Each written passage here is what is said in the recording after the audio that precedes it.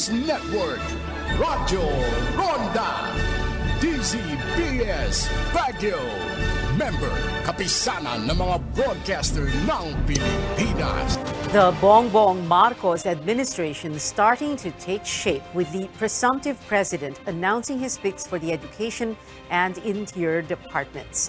Family members, administration allies, and celebrities dominating the new Senate, while Marcos's first cousin is expected to become the House Speaker in the 19th Congress. Meanwhile, in some local areas such as San Pedro, Laguna, the voters have decided to topple political dynasties.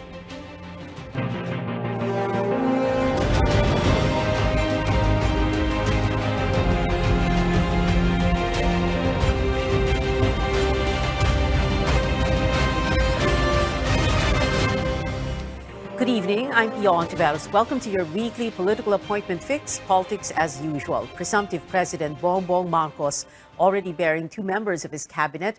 Presumptive Vice President Sara Duterte will become Education Secretary, while Marcos's campaign manager Benher Abalos will serve as Interior Secretary. Other names have been floated, but nothing is final without an official announcement. Bienvenido Laguesma was offered the DOLE, the Labor Department, and Toots Ople offered the Department of Migrant Workers or the DMW. I think I am already authorized by to announce the first nominee that we will be giving to the Commission on Appointments when the time comes, should I be proclaimed. And that is that our incoming Vice President has agreed to take the brief of Department of Education. Nag-agree naman siya at palagay ko kasama na dyan dahil she is a mother and she wants to make sure that her children are well trained and well educated, and that's the best motivation that we can hope for. I would also like to announce that Chairman Benher Abalos has been nominated to lead the Department of the Interior, and he has accepted the challenge. Our guest tonight here in the studio, University of Asia and the Pacific professor and president of WR Numero Research, Robin Michael Garcia. Good evening, Robin. Thank you very much for being here. But, before we talk about the appointments, let's talk about the elections that just happened. You wanted to talk about why BBM won and why Lenny lost. I think it's a battle of narratives. The first reason why Vice President Leni Robredo did not win, I think, is because of the weak articulation of the liberal or progressive narrative. I think the narrative of Bongbong Marcos is much more powerful in the sense that, of course, Marcos' salary is there, but the specific narrative is economic success during the administration of his father. I think that was quite a compelling narrative. And of course, the active effort towards making sure that the Marcos administration, is refurbished. The image is refurbished. Among many reasons, you'd see that there's, of course, a landslide for presumptive President Bongbong Marcos. Yeah. Weak articulation. The Lenny voters would vehemently disagree with you, and they'll say na, maganda yung messaging nila, gobyernong tapat, angat buhay lahat, kulay rosas ang bukas, liwanag sa dilim, etc. It goes on. They had great rallies, big rallies, but apparently that wasn't enough. 15M votes as against 30 plus million for BBM. We've seen in the research that this election is a continuity election. So a lot of people feel that they want to continue the administration of President Duterte. And I think that contributed to, why the voters did not accept the liberal or more progressive narrative of Vice President Leni Robredo. So the next step to figure out if it's a continuity election, more people want to continue President Duterte, is to convince the voters why we need to change status quo. And I feel that that's not enough coming from the presidential bid of Vice President Leni Robredo, because majority of people obviously want to continue the administration of President Duterte. So, and therefore, the issue is not just about the image of Marcos, the Marcos family, it's also about the continued trust that a lot of people give to President Duterte. So I feel that the first step should have been, why do we need to change the current situation? And therefore, why you would vote for Vice President Leni Robredo. Interesting that you use the word continuity because when Vic Rodriguez was interviewed, he was, he was asked about how BBM will continue the programs, for example, policies of PRRD of President Duterte. And he was saying in so many words, he's going to be his own man. At the same time, parang, okay, he's his father's son, pero he has other plans. So he wants to do other things, etc. Yeah, even if Bongbong Marcos did not get the outright endorsement of President Duterte, and in fact, last year, President Duterte was implicitly saying that he doesn't support Bongbong Marcos. Yeah. I think that A weak leader, sabi niya. yeah, weak leader and other things. I think that they stuck to the message. They want to get the Duterte votes, which they did, because they know that a lot of the people really are going to vote on the good things that the president administration represents, and many things such as build, such as the drug war. I think based on our research, the drug war is supported, but Marcos was not very clear about how exactly does he want to solve the drug war, but he did say that he wants to support the drug war, among many other things. We're already talking about moving forward, the future, and very briefly, just like 30 seconds, talk about why there was that reaction from the Leni voters, 15 million of them, saying in so many words that they didn't exactly trust the results of the elections, in spite of the fact that it is an automated election system. Well, of course, there's a cognitive dissonance there. We've consistently seen the massive rallies for Vice President Leni Robredo, but at the same time, they don't see it reflecting in the pre-election polls, which was actually very consistent among all the survey firms, whether they be privately commissioned or publicly released. The results are the same, and so it was difficult actually to figure out and to try to make sense of those results that are quite different on the ground and results that you can see in the numbers. But in the end, the surveys prevailed. Of course, there's a question of whether big data analytics, specifically from Google Trends, is really a reliable measure or predictor of elections. Well, it's not, right? Not in this country, because look what happened. Well, probably not yet. I think there are methodological issues that can be improved, but it is used in advanced democracy. So I think maybe Filipino scholars and firms might be able to benefit from studying more about how exactly we could use that data to predict election outcomes. All right, moving forward. So we have those appointments by BBM, Ben-Hur Abalos for DILG and Sara Duterte herself for DepEd. What do you think of that? At the same time, what do you want to see in the cabinet? For example, DFA, DOF, very important, finance, DTI, trade, DND, defense, DNR, DOTR, health, DOH. So far, what we've seen are appointments that are given to close allies and coalition members who campaigned for them over the last few months. But what I hope is to get the best and the brightest, meaning we're looking at experts and industry experts, scholars who study and have experience, in the industry that they're supposed to be appointed for. So, for example, if someone should be appointed for the Department of Energy, that person should at least have some experience in the energy department. But of course, professional experience and academic qualifications is just one thing. The other thing that we have to think, the other criteria that we have to think about, of course, is more on the moral side, of course, integrity and all of those things. But I think, we're dealing with a pandemic. We really hope that we assemble a cabinet that can effectively deal with post-pandemic response, because that's the economic and material context that presumptive President Bongbong Marcos is dealing with in the next few months. All right, we'll be back after a quick break. Robin's still going to be here with us.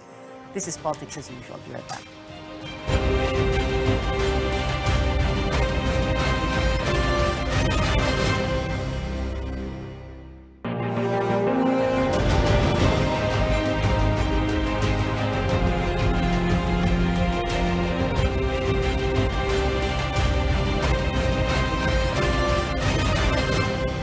Welcome back. This is Politics as Usual. Presumptive President Bongbong Marcos's first cousin, expected to become the House Speaker of the 19th Congress. Martin Romualdez, 1st District of Leyte representative, has earned the support of major political parties, including the National Unity Party, PDP Laban, and the Nationalista Party.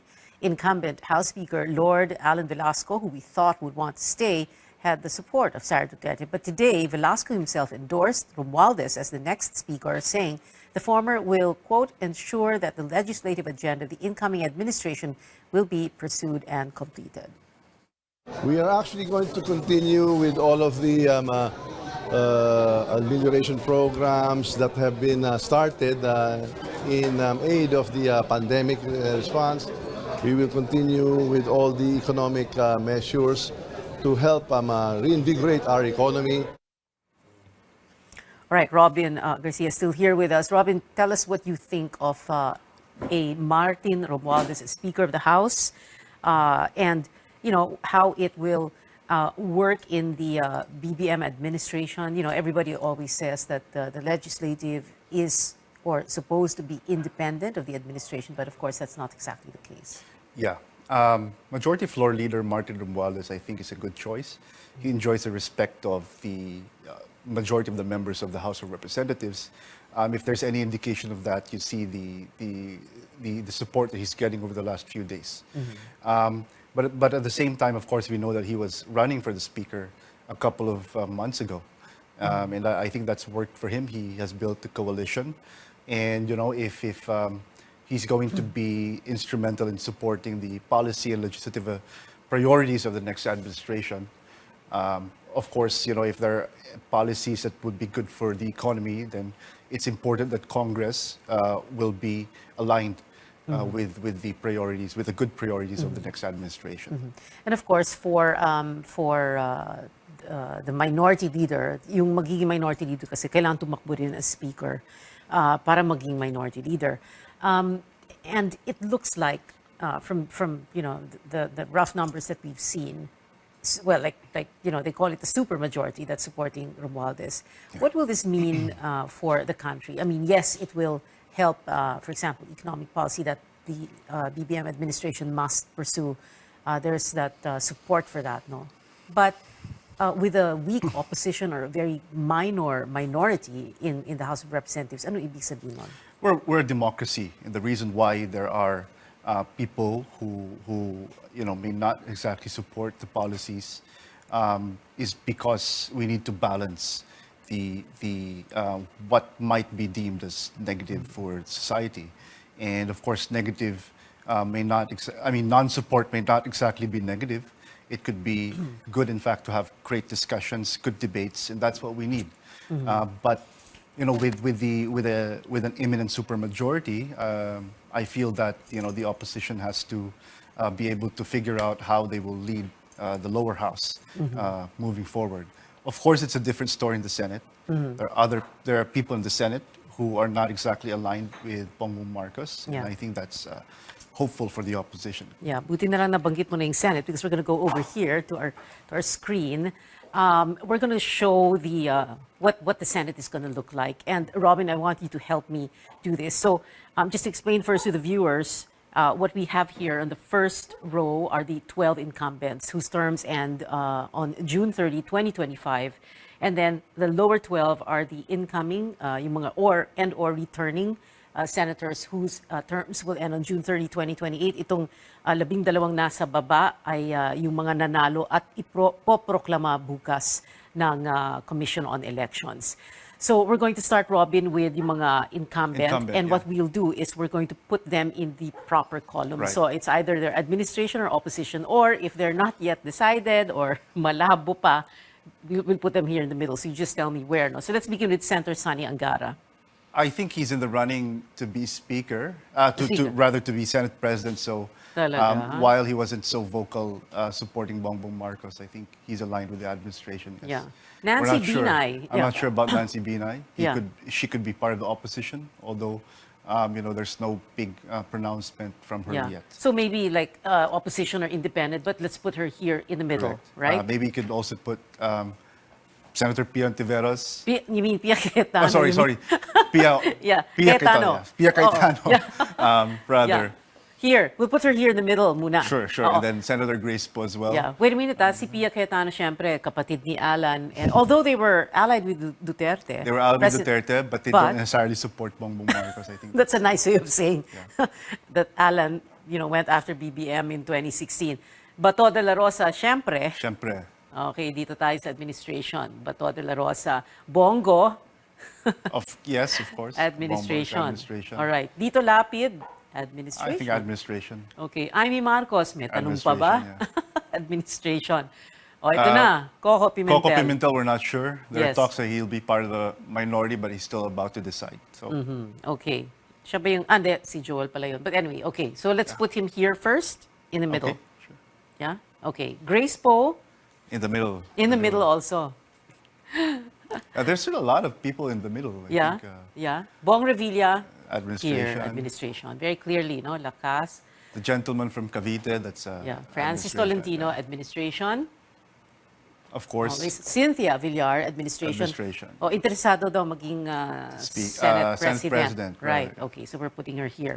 Now, let's go to the lower column. So, ito na yung 12 incoming and or returning, in other yung mga panalo nitong May 2022. So, Robin Padilla, of course, Administration. Lauren Lagarda, administration. Administration. Rafi Tulfo. We're not sure about Rafi Tulfo. He's probably one of the most interesting cases. He's got a lot of support, Okay, so, and a lot of people are looking at, what he's going to do so we'll put him first here in the middle. in the middle. All right, okay. Sherwin Gatchalian, also interested in the Senate presidency. Also interested in Senate President, so probably administration. Administration. Cheese Escudero, who said on He- election night, that he supports said he ran Lenny for Robredo. Lenny, but Yeah, he's gonna. I think he could be in the middle. middle In the muna middle, tayo. yeah. Okay, let's put him here in the middle. I wonder how they'll be reacting. Mark Villar, by the way, marami tayong nakikitang magkapatid or Yes, ama, yes. mag-ina, sorry. So Mark Villar, of course, administration. Administration. Yeah. There he is, right? Alan Beside his Peter. mother, Alan Peter Cayetano, kapatid He's ni still in the Pia. middle, I think. Lagay na muna natin sa gitna. Okay, pero suportado si... Teka, dito natin ilagay. Alright.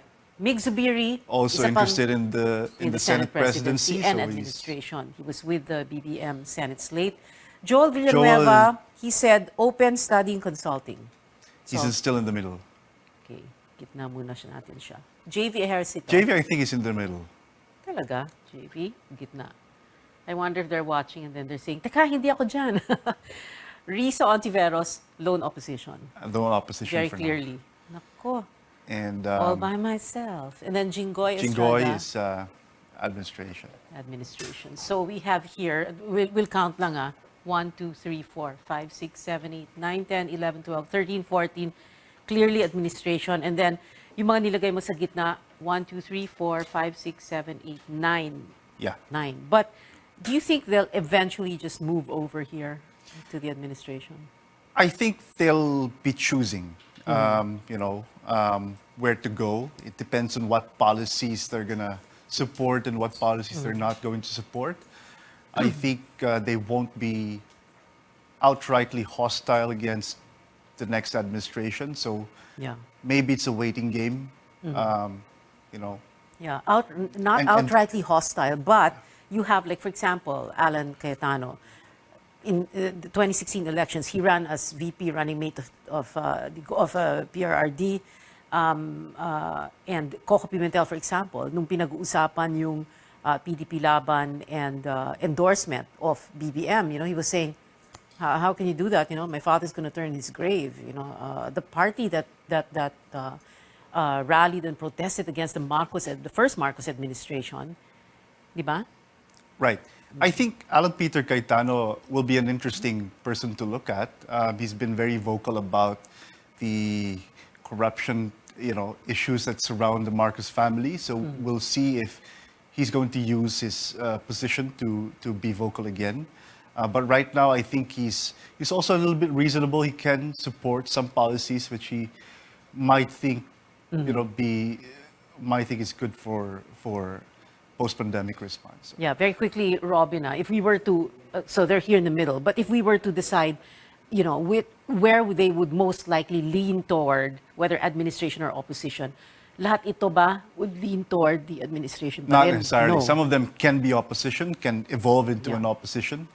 So, it really remains to be seen Yeah. the level of satisfaction and trust of presumptive President Bongbong Marcos in the next few years. Yeah. So maybe in the midterm elections, things might change. Yeah. And I think that's something that we need to look out for, the alignments that might happen coming from this set Yeah, of okay. So candidates. can we put them on this side if they're going to lean more towards the opposition? Sino? Okay, sure, Sino? sure. Maybe Alan Peter was Alan. just Okay. because he was vocal against Bongbong Marcos in 2016. I'm not so sure about Coco. Not so sure. Yeah, of course. In a way, siguro they'll also be careful because you have a They'll be very president who has 31 million Enjoyed, votes. yes, no? of course. Okay, and like we said, of course, nag-iisang opposition. All right, so don't go anywhere. Politics as usual. Be right back. Stay with us.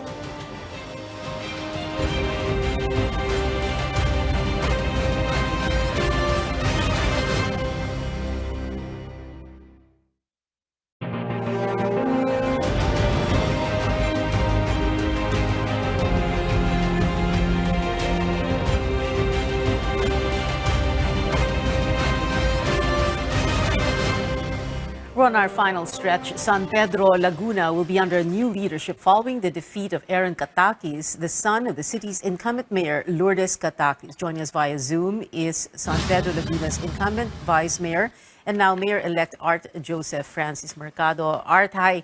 Thank you very much. Okay, so what happened in San Pedro Laguna? How did you beat the Katakis political family? Through hard work, Ma'am Pia, we were able to get our platform across the different sectors, different communities of our city. We were able to tell them our plans and what we're willing to do to bring change to our city. You are not a first timer in politics. Like we said, you are incumbent vice mayor. Before this, the previous term, you were a councillor also, right? Yes, actually 2016 I was a city councillor, and then 2019 I became vice mayor, and then 2022 I ran for mayor, and thank God that I won. Okay. The national elections, of course, were very, everybody was focused on it. Ang tinitingnan talaga ng tao is this fight between BBM and Lenny. How did BBM do there in Laguna again? And how did that factor? Oh, your daughter, is that your daughter behind you? My Okay. daughters. Yeah. Yeah. The Unity team won actually in San Pedro by a huge number of votes. They won by a landslide also. So very, very thankful also to Vice President-elect Mayor Inday Sara Duterte for helping my campaign. She actually went to our city. She went house to house with our group. So we're very, very thankful for her support. And actually, I'm in Davao right now because I took okay. my oath before her this morning. So thank you, Mayor Vice President Inday. Okay. Oh, you're very close pala kay Inday. Sarah, ha? Okay. Sige, we won't keep you very long and we don't have much time either, but we hope to have you on the show in the future and yung mas mahabang oras. Maraming salamat sa iyo, Mayor-elect Art Mercado of San Pedro, Laguna. Thank you, sir. Thank you for having me, Ma'am Pia. Salamat po. All right. And of course, just the last 2 minutes before we end the show, Robin Garcia is still here with us. I want to talk very briefly about this petition that was filed at the Supreme Court. No? So they want to cancel the candidacy of BBM, and the petitioners have asked the High Tribunal to TRO the canvassing of the votes in Congress for President and VP. Is this going to get anywhere, or have people already accepted the results? So obviously the Comelec and Bank, did not approve. I mean, it struck down this whole case. So the recourse is to go to the Supreme Court. We're not sure whether or not the Supreme Court can really, be the deciding factor here. But, it really depends as well on political forces that might be, involved in this whole case. But if there's any indication, I think the if President Duterte and the coalition of President Duterte just wanted to disqualify Bongbong Marcos, and it should have already happened at the Comelec level. Okay. And might it be a little bit difficult to do that now at the Supreme Court level, given that, the guy has 30 plus million votes? But I mean, it's like invalidating all those votes, telling those who voted for him na walang kwenta yung boto nyo. It's still possible, but of course it's going to be a PR issue for the Supreme Court. I think the satisfaction and trust rating of the Supreme Court might go down after that. But I think if the Supreme Court believes that the decision to disqualify is the right decision, then it should follow what it thinks is right. In the end, the Court of Public Opinion is different from the Supreme Court. It's supposed to decide independently and objectively about the case. All right. Final words, Robin Garcia. Well, we hope presumptive President Bongbong Marcos will be able to come up with a powerful cabinet, because we're dealing with a lot of problems that affect lives of millions of people who supported him, and people who did support him as well. Thank you so much, Robin you Garcia, very UANP professor and president of WR Numero Research. Salamat, Robin. Thank you very much. Hope to see you again here in the show. We've been told before, don't talk politics at the dinner table or at a family reunion or in Viber groups and risk digital warfare. But we can talk about it here at this table on this show, your weekly political appointment fix, politics as usual. I'm Pia Ontiveros. See you back here next Tuesday, 8:30 p.m.